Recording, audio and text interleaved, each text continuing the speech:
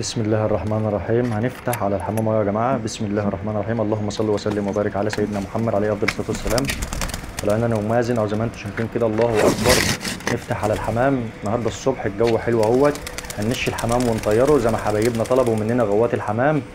هنطير الحمامتين الجامدين اللي موجودين في الغيه بتاعتنا، والحمام اللي احنا مدربينه وراجع من الرميه، وهنشوف الحمام هيعمل ايه مع بعض. بسم الله الرحمن الرحيم. طبعا الغيه بتاعتنا زي ما انتم شايفين يا جماعه، الصبح الجو حلو اهوت. فتحنا على الحمام، الله اكبر، هيلم بعضه في الجو زي ما انتم شايفين. هنحاول بقدر الامكان ان احنا نوريكم برضو الحمام وهو طاير زي ما الناس طلب مننا، ووعدتكم وقلت لكم هننزل فيديوهات حلوه عن النشأة. الله اكبر، بسم الله ما شاء الله. الجو الوقت حلو. مش عارف حكايه ابو وردان معانا ايه مع الحمام اللي طاير ده. اهو يا جماعه بسم الله ما شاء الله. الحمام هيلم نفسه زي ما انتم شايفين كده، حاجه فخامه. طبعا اجمل حاجه في الغيه النش، اجمل حاجه في الغيه النش. طبعا الصبح بعمل لكم فيديو عن النش، واخر النهار برضه ساعه الغروب بعمل فيديو برضه نفس النظام، زي ما متابعين الحمام ومربيين الحمام طلبوا مننا. اهو بسم الله ما شاء الله.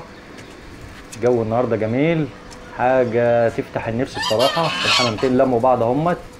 الله اكبر. طبعا جرار الغيه واخدهم. طبعا اي غيه واي حمام موجود في اي غيه لازما يبقى لها جرار. الجرار اللي هو بياخد الحمام اللي بيبقى في المقدمه الاول، بياخد الحمام ويطير ويروح ويجي بيهم زي ما انتم شايفين كده. طبعا هتلاقي في اي غيه دايما فرد حمام او جوز ياخدوا بعض، والاغلبيه بيبقى فرد حمام، بيبقى في المقدمه هو اللي بياخد الحمام يوجههم رايح جاي. طبعا الجو حلو، الحمام بيلعب زي ما انتم شايفين اهو ولما بعضه. بنحاول بقدر الامكان ان احنا نفرج حبايبنا برضه الغوايه الصغيرين الحلوين المبتدئين اللي هم حابين يتفرجوا على النش. وعندنا فوق هنا برج اهوت حمام تاني، طبعا برج حمام جنبنا بسم الله ما شاء الله برضه حاجه كده بقى. بس طبعا الزواجل حاجه تانيه، الزواجل بسم الله ما شاء الله حاجه تانيه. الجو لما يكون حلو وتفتح على الحمام، الحمام بياخد راحته. ما تجيش في الحر وتفتح على الحمام وتقول الحمام ما بيطيرش ليه.